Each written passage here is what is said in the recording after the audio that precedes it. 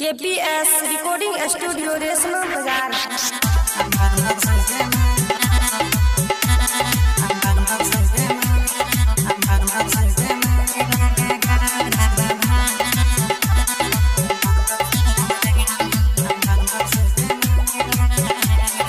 बानस के मगिला के गौरव भागल,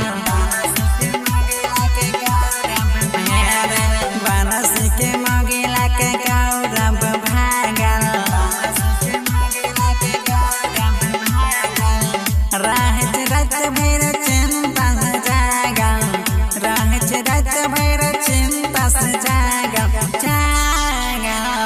बानस के मगिला के गौरव भागल,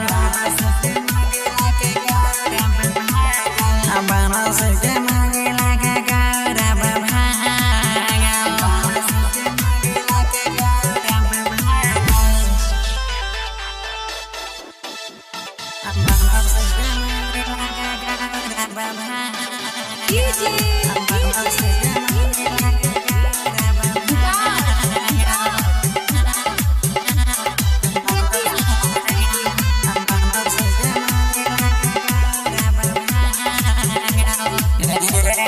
बंसीरा है चेरली रे,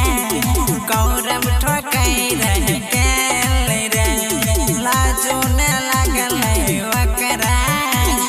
नाम बदल शरमेली रे, बदल शरमेली रे, बंसीरा है चेरली रे, गौरव ठोकै रे केली रे, लाजो न लागल शरमेली रे, शरमेली रे, मानसी में स्वर भले बंसी लागल काने, हे रे मानस के मगिला के गौरव भागल, रहत रत भैर चिंता से जागल, रहत रत भैर चिंता से जागल, बानस के मगिला के गौरव भागल, बानस के मगिला के गौरव